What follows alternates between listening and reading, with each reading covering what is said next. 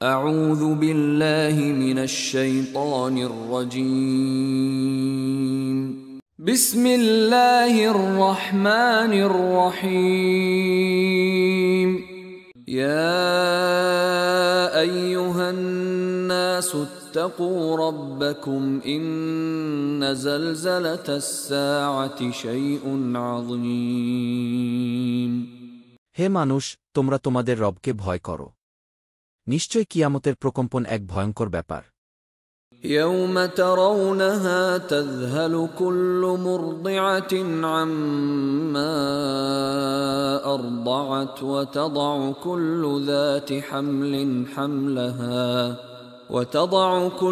ذات حمل حملها وترى الناس سكارى وما هم بسكارى ولكن عذاب الله شديد যেদিন তোমরা তা দেখবে সেদিন প্রত্যেক স্তন্য দানকারিণী আপন দুগ্ধপোষ্য শিশুকে ভুলে যাবে এবং প্রত্যেক গর্ভধারিণী তার গর্ভপাত করে ফেলবে। তুমি দেখবে মানুষকে মাতাল সদৃশ, অথচ তারা মাতাল নয়। তবে আল্লাহর আযাবই কঠিন। وَمِنَ النَّاسِ مَن يُجَادِلُ فِي اللَّهِ بِغَيْرِ عِلْمٍ وَيَتَّبِعُ كُلَّ شَيْطَانٍ مَّرِيدٍ মানুষের মধ্যে কতক আল্লাহ সম্পর্কে তর্কবিতর্ক করে না জেনে, এবং সে অনুসরণ করে প্রত্যেক বিদ্রোহী শয়তানের। كُتِبَ عَلَيْهِ أَنَّهُ مَن تَوَلَّاهُ فَأَنَّهُ يُضِلُّهُ وَيَهْدِيهِ إِلَى عَذَابِ السَّعِيرِ তার সম্পর্কে নির্ধারণ করা হয়েছে যে তার সাথে বন্ধুত্ব করবে সে অবশ্যই তাকে পথভ্রষ্ট করবে এবং তাকে প্রজ্বলিত আগুনের শাস্তির দিকে পরিচালিত করবে। يا أيها الناس إن كنتم في ريب من البعث فإنا خلقناكم من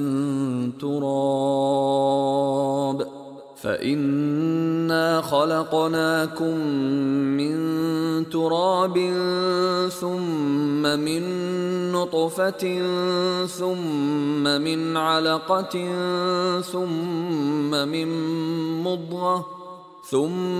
من مضغة مخلقة وغير مخلقة لنبين لكم ونقر في الأرحام ما نشاء إلى أجل مسمى ثم نخرجكم طفلا ثم لتبلغوا أشدكم ومنكم من يتوفى ومنكم من يرد إلى أرذل العمر لكي لا يعلم من بعد علم شيئا وترى الأرض هامدة فإذا أنزلنا عليها الماء اهتزت وربت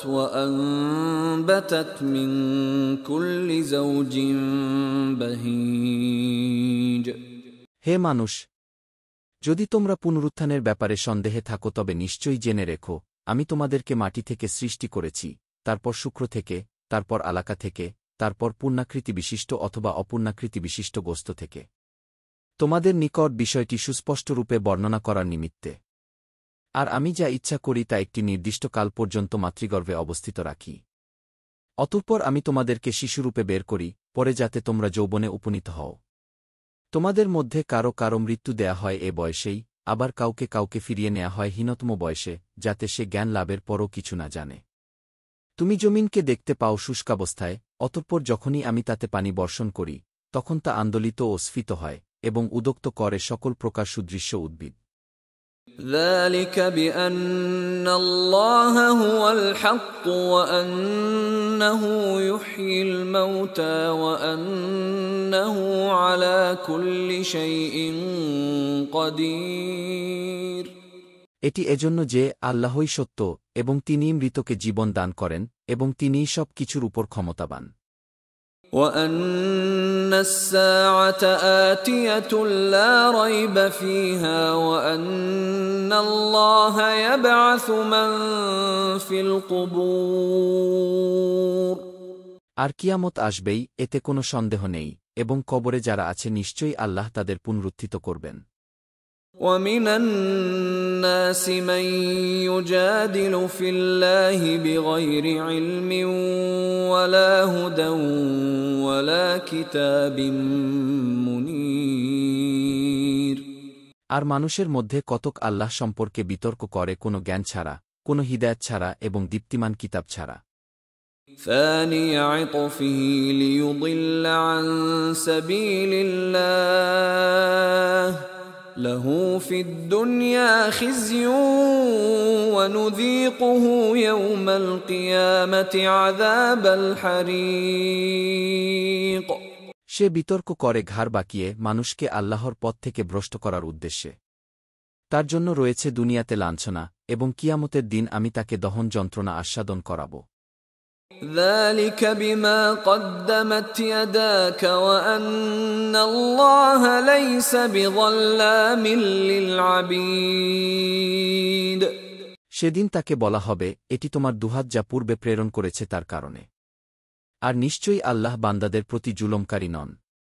ومن الناس من يعبد الله على حرف فإن أصابه خير اطمأن به وإن أصابته فتنة انقلب على وجهه خسر الدنيا والآخرة ذلك هو الخسران المبين। মানুষের মধ্যে কতক এমন রয়েছে যারা দ্বিধার সাথে আল্লাহর ইবাদত করে। যদি তার কোনো কল্যাণ হয় তবে সে তাতে প্রশান্ত হয়, আর যদি তার কোনো বিপর্যয় ঘটে তাহলে সে তার আসল চেহারায় ফিরে যায়।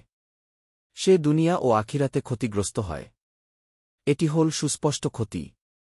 يدعو من دون الله ما لا يضره وما لا ينفعه ذلك هو الضلال البعيد। সে আল্লাহর পরিবর্তে এমন কিছুকে ডাকে যা তার কোনো ক্ষতি করতে পারে না এবং কোনো উপকারও করতে পারে না। এটিই চরম পথভ্রষ্টতা। يدعو لمن ضره أقرب من نفعه لبئس المولى ولبئس العشير। সে এমন কিছুকে ডাকে যার ক্ষতি তার উপকার অপেক্ষা নিকটতর। কতই না নিকৃষ্ট এই অভিভাবক এবং কতই না নিকৃষ্ট এই সঙ্গী। إن الله يدخل الذين آمنوا وعملوا الصالحات جنات تجري من تحتها الأنهار إن الله يفعل ما يريد। নিশ্চয় যারা ঈমান আনে এবং সৎকর্ম করে আল্লাহ তাদেরকে দাখিল করবেন এমন জান্নাতে যার পাদদেশে নহরসমূহ প্রবাহিত। নিশ্চয়ই আল্লাহ যা ইচ্ছা তাই করেন। من كان يظن أن لن ينصره الله في الدنيا والآخرة فليمدد بسبب إلى السماء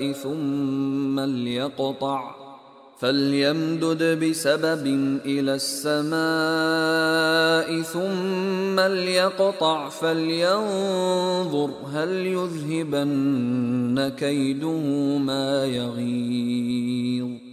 যে ধারণা করে যে আল্লাহ দুনিয়া ও আখিরাতে কখনো তাকে সাহায্য করবেন না, সে আসমানের দিকে একটি রশি প্রসারিত করুক, এরপর তা কেটে দিক, অতঃপর দেখুক তার কৌশল তার আক্রোশ দূর করে কিনা। وكذلك أنزلناه آيات بينات وأن الله يهدي من يريد। এভাবেই আমি সুস্পষ্ট আয়াত রূপে তা নাজিল করেছি, আর আল্লাহ নিঃসন্দেহে যাকে ইচ্ছা হিদায়াত দান করেন।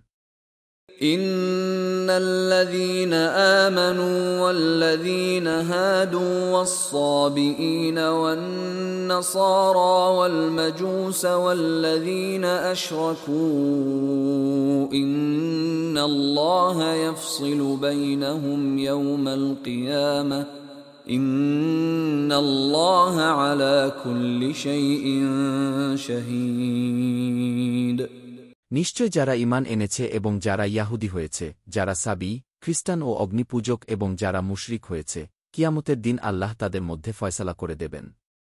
নিঃসন্দেহে আল্লাহ সব কিছুই সম্যক প্রত্যক্ষকারী। ألم تر أن الله يسجد له من في السماوات ومن في الأرض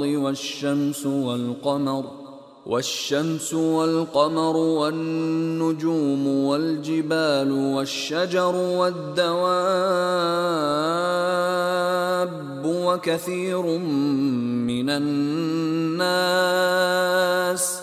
وكثير حق عليه العذاب ومن يهن الله فما له من مكرم إن الله يفعل ما يشاء তুমি কি দেখো না যে আল্লাহর উদ্দেশ্যে সিজদা করে যা কিছু রয়েছে আসমানসমূহে এবং যা কিছু রয়েছে জমিনে, সূর্য, চাঁদ, তারকারাজি, পর্বতমালা, বৃক্ষলতা, জীবজন্তু ও মানুষের মধ্যে অনেকে। আবার অনেকের উপর শাস্তি অবধারিত হয়ে আছে। আল্লাহ যাকে অপমানিত করেন তার সম্মানদাতা কেউ নেই। নিশ্চয় আল্লাহ যা ইচ্ছা তাই করেন। هذان خصمان اختصموا في ربهم فالذين كفروا قطعت لهم ثياب من نار يصب من فوق رؤوسهم الحميم এরা দুটি বিবাদমান পক্ষ যারা তাদের রব সম্পর্কে বিতর্ক করে। তবে যারা কুফরি করে তাদের জন্য আগুনের পোশাক প্রস্তুত করা হয়েছে। তাদের মাথার উপর থেকে ঢেলে দেয়া হবে ফুটন্ত পানি।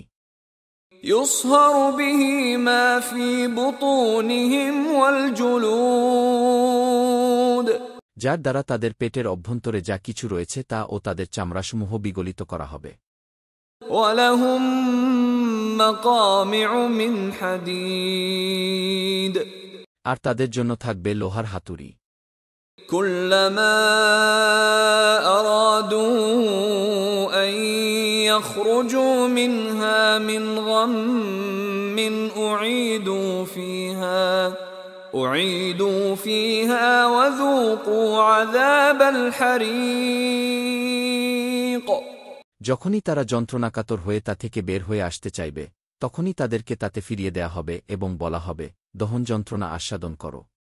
إن الله يدخل الذين آمنوا وعملوا الصالحات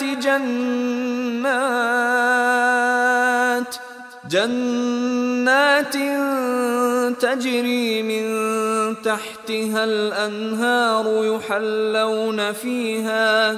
يحلون فيها من أساور من ذهب ولؤلؤا ولباسهم فيها حرير যারা ঈমান আনে ও সৎকর্ম করে নিশ্চয় আল্লাহ তাদেরকে দাখিল করবেন এমন জান্নাতে যার পাদদেশে নহরসমূহ প্রবাহিত, যেখানে তাদেরকে সোনার কাকন ও মুক্তা দ্বারা অলঙ্কৃত করা হবে এবং যেখানে তাদের পোশাক পরিচ্ছদ হবে রেশমের। وهدوا إلى الطيب من القول وهدوا إلى صراط الحميد তাদেরকে পবিত্র বাণীর দিকে পরিচালনা করা হয়েছিল এবং তাদেরকে মহাপ্রশংসিত আল্লাহর পথ দেখানো হয়েছিল। إن الذين كفروا ويصدون عن سبيل الله والمسجد الحرام الذي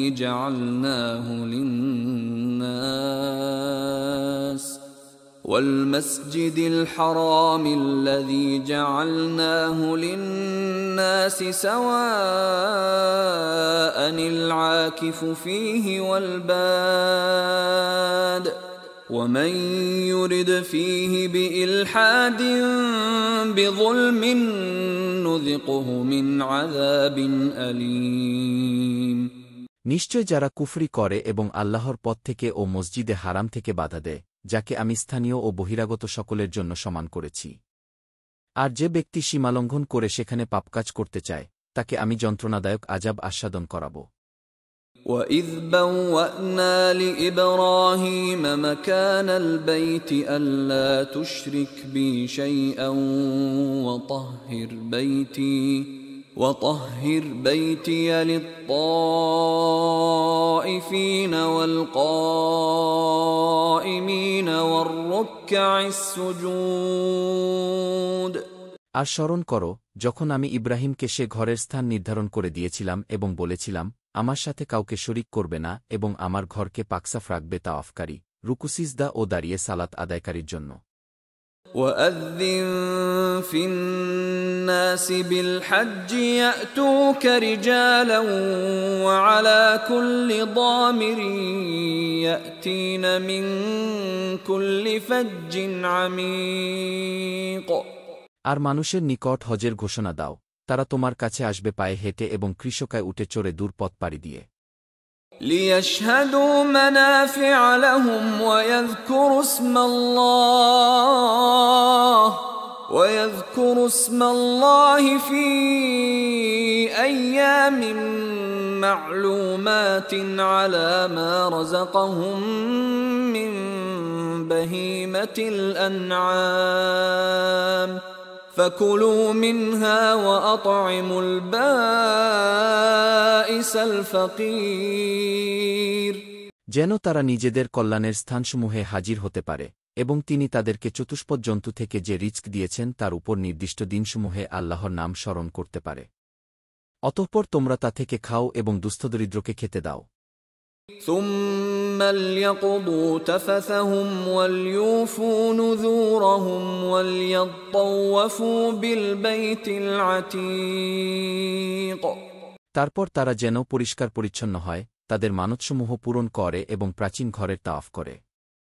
ذَلِكَ وَمَن يُعَظِّمْ حُرُمَاتِ اللَّهِ فَهُوَ خَيْرٌ لَّهُ عِندَ رَبِّهِ وَأُحِلَّتْ لَكُمُ الْأَنْعَامُ إِلَّا مَا يُتْلَى عَلَيْكُمْ فَاجْتَنِبُوا الرِّجْسَ مِنَ الْأَوْثَانِ وَاجْتَنِبُوا قَوْلَ الزُّورِ এটিই বিধান। আর কেউ আল্লাহ কর্তৃক নির্ধারিত পবিত্র বিষয়সমূহকে সম্মান করলে তার রবের নিকট তাই তার জন্য উত্তম। আর তোমাদের জন্য হালাল করা হয়েছে চতুষ্পদ জন্তু, তবে যা তোমাদের কাছে পাঠ করা হয় সেগুলি ছাড়া। সুতরাং মূর্তি পূজার অপবিত্রতা থেকে বিরত থাকো এবং মিথ্যা কথা পরিহার করো। حُنَفَاءَ لِلَّهِ غَيْرَ مُشْرِكِينَ بِهِ وَمَن يُشْرِكْ بِاللَّهِ فَكَأَنَّمَا خَرَّ مِنَ السَّمَاءِ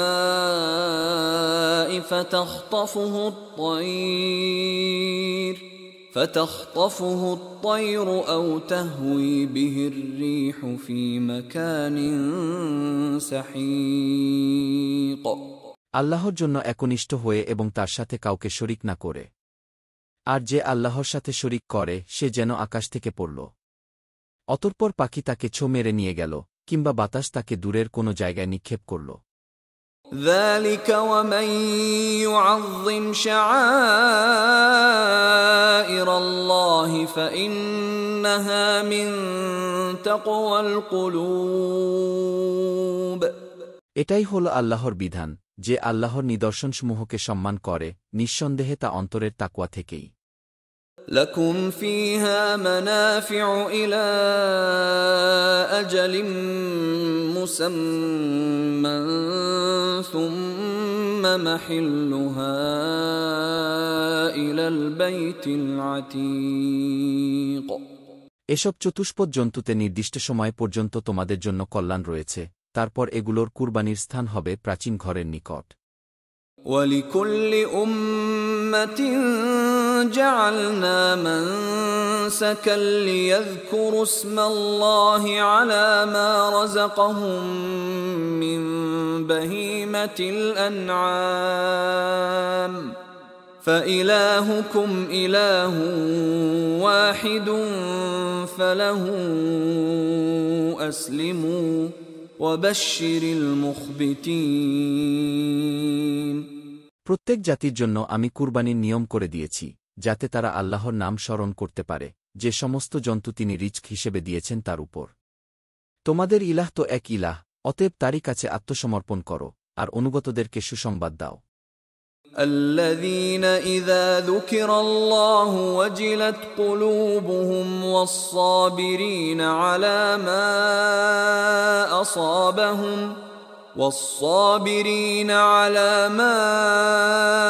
أصابهم والمقيم الصلاة ومما رزقناهم ينفقون যাদের কাছে আল্লাহর কথা উল্লেখ করা হলে তাদের অন্তর কেঁপে ওঠে, যারা তাদের বিপদাপদে ধৈর্যধারণ করে, যারা সালাত কায়েম করে এবং আমি তাদেরকে যে রিজক দিয়েছি তা থেকে ব্যয় করে।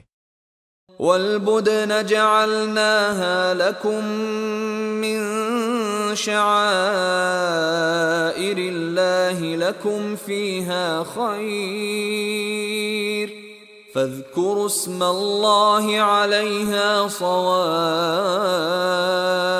صواف فإذا وجبت جنوبها فكلوا منها وأطعموا القانع والمعتر كذلك سخرناها لكم لعلكم تشكرون আর কুরবানির উটকে আমি তোমাদের জন্য আল্লাহর অন্যতম নিদর্শন বানিয়েছি, তোমাদের জন্য তাতে রয়েছে কল্যাণ। সুতরাং সারিবদ্ধভাবে দণ্ডায়মান অবস্থায় সেগুলির উপর আল্লাহর নাম উচ্চারণ করো। যখন সেগুলি কাত হয়ে পড়ে যায় তখন তা থেকে খাও। যে অভাবী মানুষের কাছে হাত পাতে না এবং যে অভাবী চেয়ে বেড়ায় তাদেরকে খেতে দাও।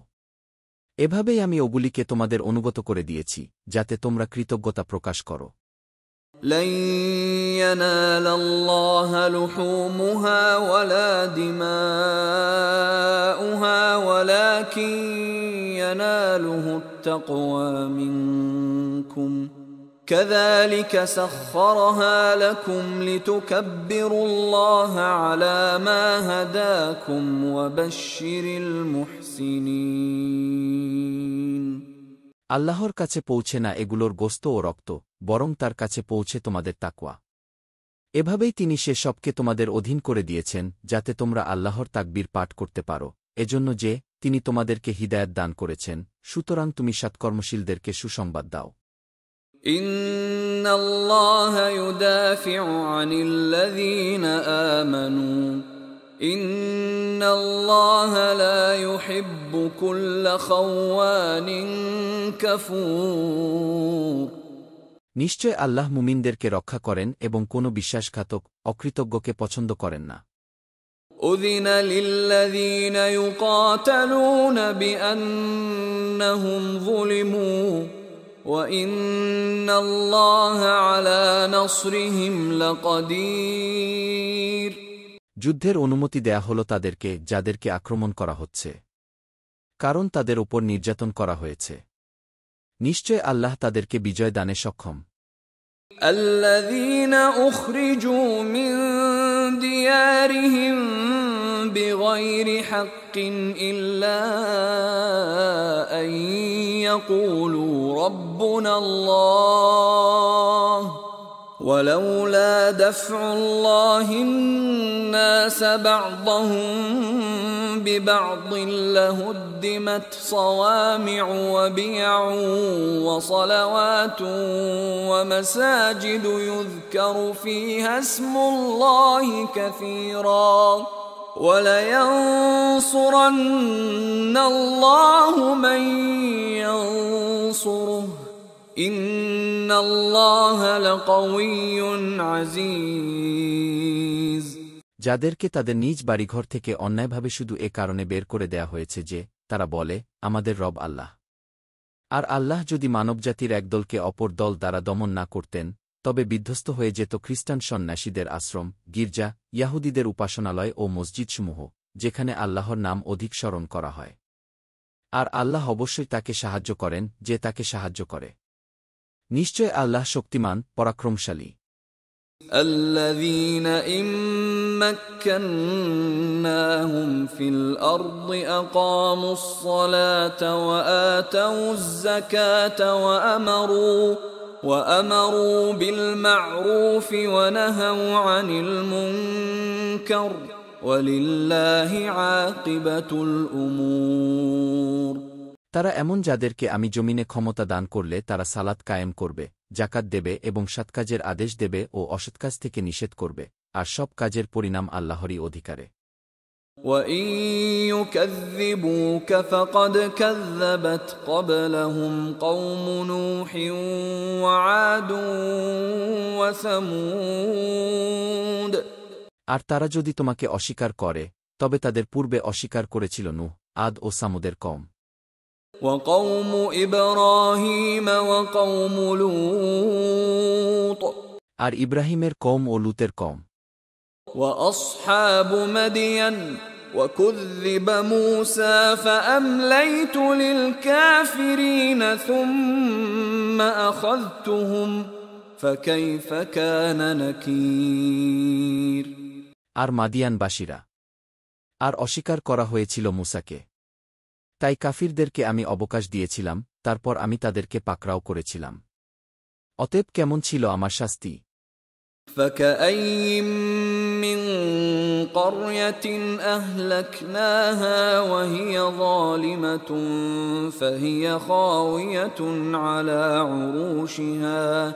فهي خاوية على عروشها وبئر معطلة وقصر مشيد।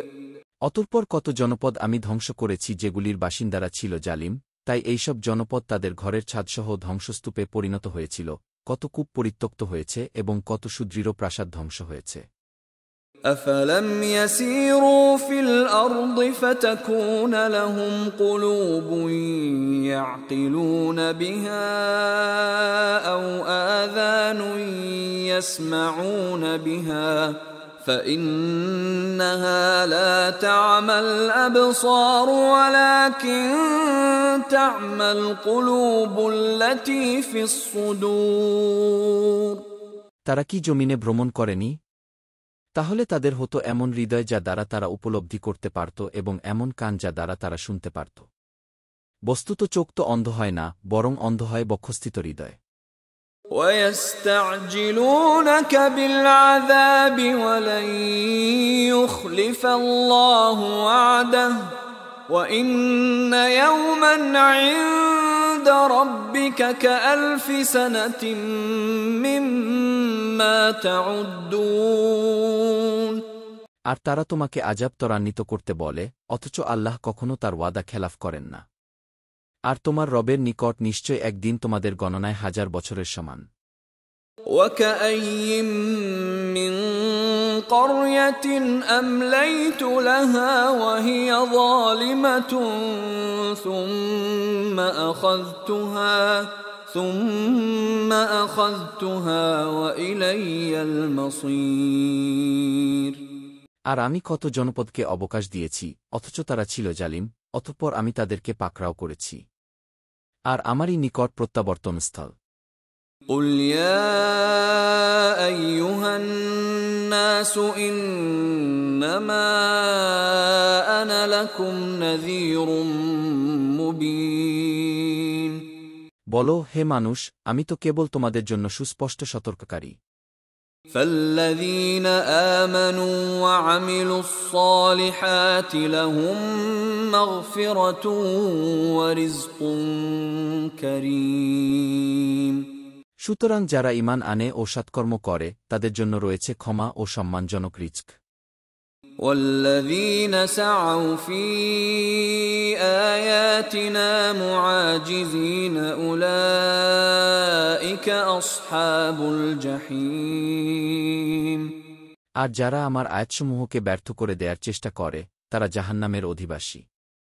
وما أرسلنا من قبلك من رسول ولا نبي إلا إذا تمنى ألقى الشيطان في أمنيته فينسخ الله ما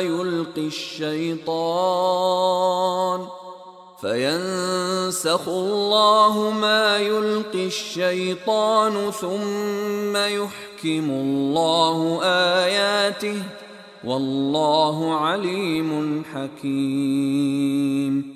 আর আমি তোমার পূর্বে যে রাসূল কিংবা নবী পাঠিয়েছি সে যখনই অহিকৃত বাণী পাঠ করেছে শয়তান তার পাঠে কিছু নিক্ষেপ করেছে, কিন্তু শয়তান যা নিক্ষেপ করে আল্লাহ তা মুছে দেন।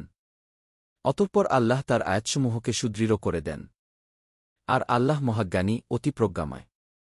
ليجعل ما يلقي الشيطان فتنة للذين في قلوبهم مرض والقاسية قلوبهم وإن الظالمين لفي شقاق بعيد। এটা এজন্য যে শয়তান যা নিক্ষেপ করে তা যাতে তিনি তাদের জন্য পরীক্ষার বস্তু বানিয়ে দেন যাদের অন্তরসমূহে ব্যাধি রয়েছে এবং যাদের হৃদয়সমূহ পাষাণ। আর নিশ্চয় জালিমরা দুস্তর মতভেদে লিপ্ত রয়েছে। وَلِيَعْلَمَ الَّذِينَ أُوتُوا الْعِلْمَ أَنَّهُ الْحَقُّ مِنْ رَبِّكَ فَيُؤْمِنُوا بِهِ فَتُخْبِتَ لَهُ قُلُوبُهُمْ وَإِنَّ اللَّهَ لَهَادِي الَّذِينَ آمَنُوا إِلَى صِرَاطٍ مُسْتَقِيمٍ। এটা এজন্যও যে যাদেরকে জ্ঞান দেয়া হয়েছে তারা যেন জানতে পারে যে এটা অবশ্যই তোমার রবের পক্ষ থেকে সত্য। অতঃপর তারা যেন এর প্রতি ঈমান আনে এবং তাদের অন্তর যেন এর প্রতি অনুগত হয়। আর যারা ঈমান এনেছে নিশ্চয় আল্লাহ তাদেরকে সরল পথ প্রদর্শনকারী। ولا يزال الذين كفروا في مرية منه حتى تأتيهم الساعة بغتة أو يأتيهم عذاب يوم عقيم। আর যারা কুফরি করে তারা এতে সন্দেহ পোষণ করতে থাকবে যতক্ষণ না তাদের নিকট আকস্মিকভাবে কিয়ামত এসে পড়বে অথবা তাদের নিকট এসে পড়বে এক বন্ধা দিনের আযাব। الملك يومئذ لله يحكم بينهم فالذين آمنوا وعملوا الصالحات في جنات النعيم। সে দিনের বাদশাহী আল্লাহরই, তিনিই তাদের মধ্যে বিচার করবেন। সুতরাং যারা ঈমান আনে ও সৎকর্ম করে তারা নিয়ামতপূর্ণ জান্নাতসমূহে অবস্থান করবে। والذين كفروا وكذبوا بآياتنا فأولئك لهم عذاب مهين। আর যারা কুফরি করে এবং আমার আয়াতসমূহকে অস্বীকার করে তাদের জন্যই রয়েছে অপমানজনক আযাব। والذين هاجروا في سبيل الله ثم قتلوا أو ماتوا ليرزقنهم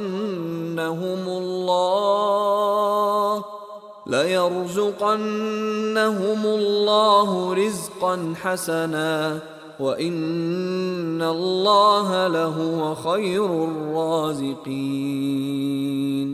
আর যারা আল্লাহর পথে হিজরত করে অতঃপর নিহত হয় কিংবা মারা যায় তাদেরকে অবশ্যই আল্লাহ উত্তম রিজক দান করবেন, আর নিশ্চয় আল্লাহই সর্বোৎকৃষ্ট রিজকদাতা।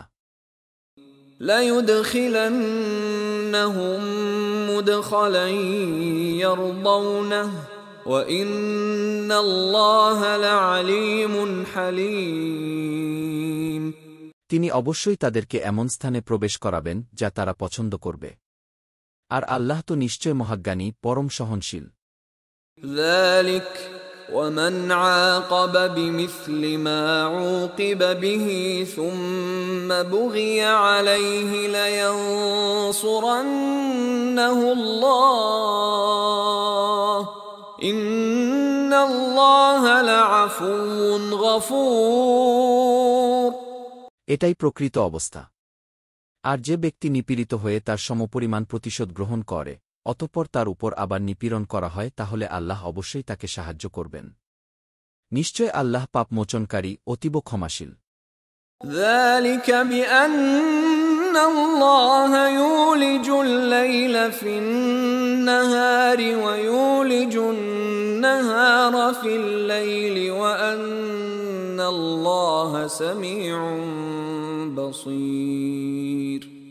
এটা এজন্য যে নিশ্চয় আল্লাহ রাতকে দিনের মধ্যে প্রবেশ করান এবং দিনকে রাতের মধ্যে প্রবেশ করান, আর নিশ্চয় আল্লাহ সর্বশ্রোতা সম্যকদ্রষ্টা। ذلك بأن الله هو الحق وأن ما يدعون من دونه هو الباطل وأن ما يدعون من دونه هو الباطل وأن الله هو العلي الكبير। আর এটা এজন্য যে নিশ্চয় আল্লাহই সত্য এবং তারা তার পরিবর্তে যাকে ডাকে অবশ্যই তা বাতিল, আর নিশ্চয় আল্লাহ তো সমুচ্চ সুমহান।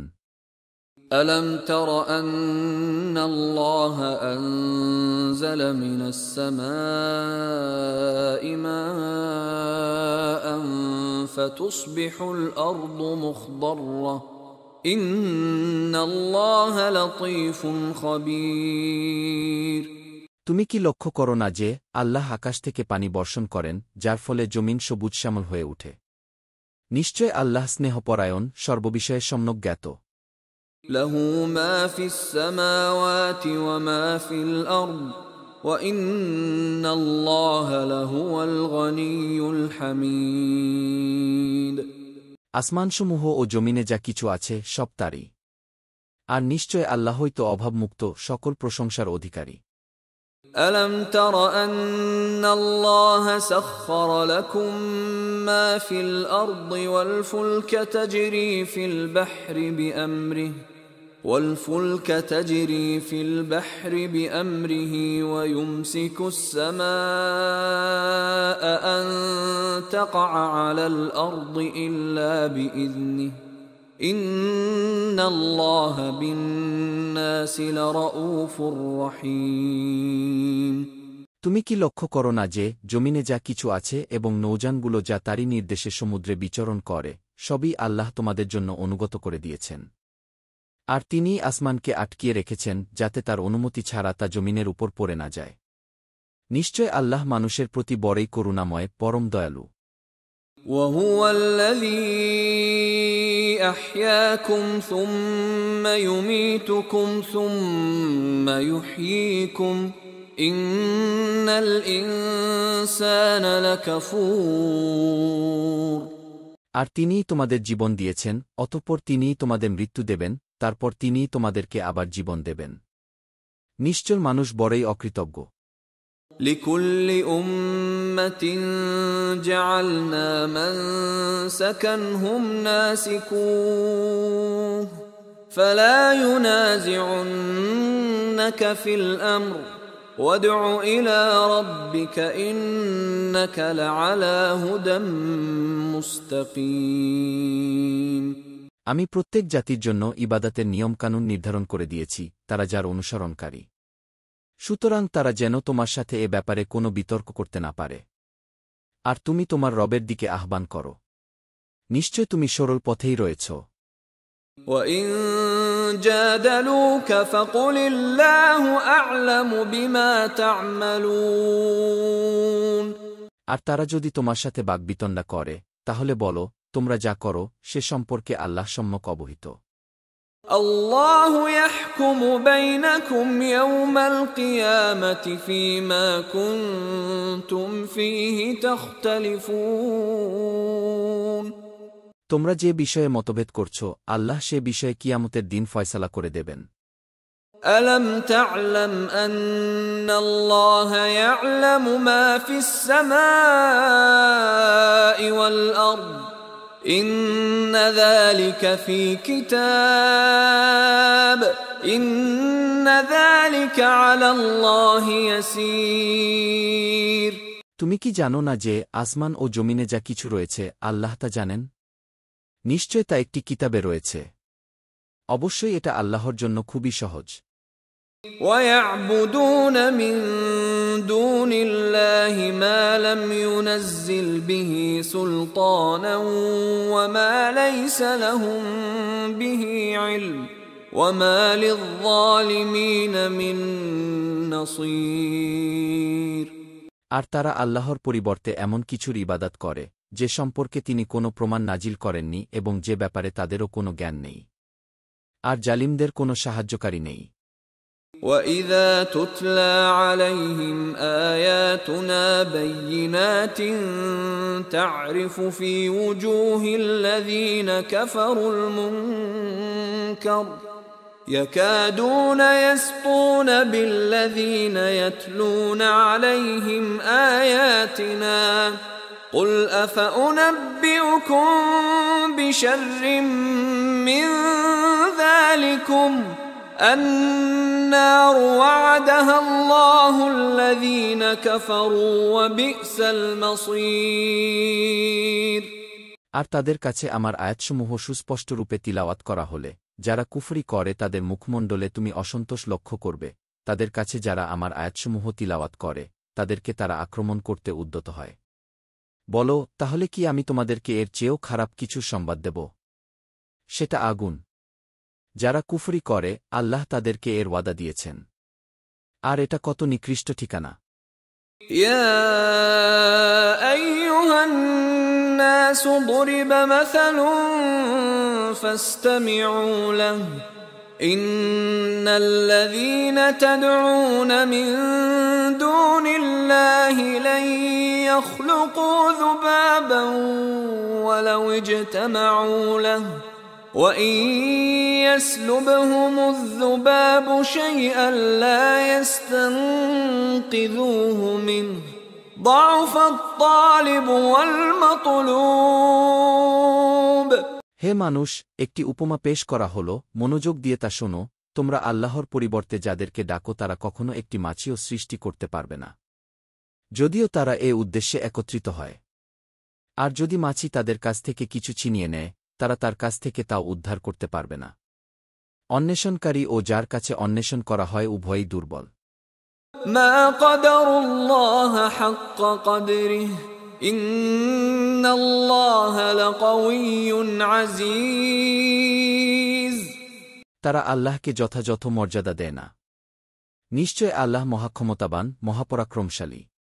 আল্লাহু ইয়াসতাফি মিনাল মালাইকাতি রুসুলান ওয়া মিনান নাস ইন্নাল্লাহা সামিউন বাসীর আল্লাহ ফেরেশতা ও মানুষের মধ্য থেকে রাসূল মনোনীত করেন। অবশ্যই আল্লাহ সর্বশ্রোতা, সর্বদ্রষ্টা।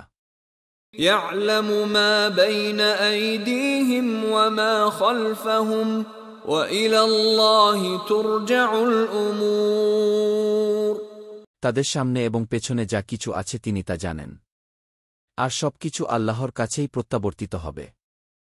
يا أيها الذين آمنوا اركعوا واسجدوا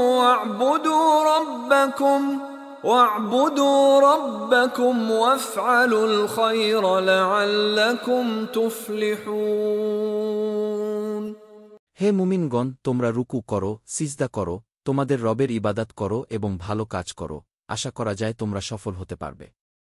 وجاهدوا في الله حق جهاده هو اجتباكم وما جعل عليكم في الدين من حرج ملة أبيكم إبراهيم هو سماكم المسلمين من قبل وفي هذا ليكون الرسول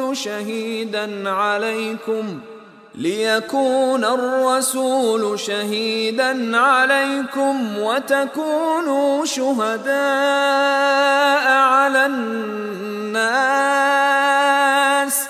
فأقيموا الصلاة وآتوا الزكاة واعتصموا بالله هو مولاكم فنعم المولى ونعم النصير।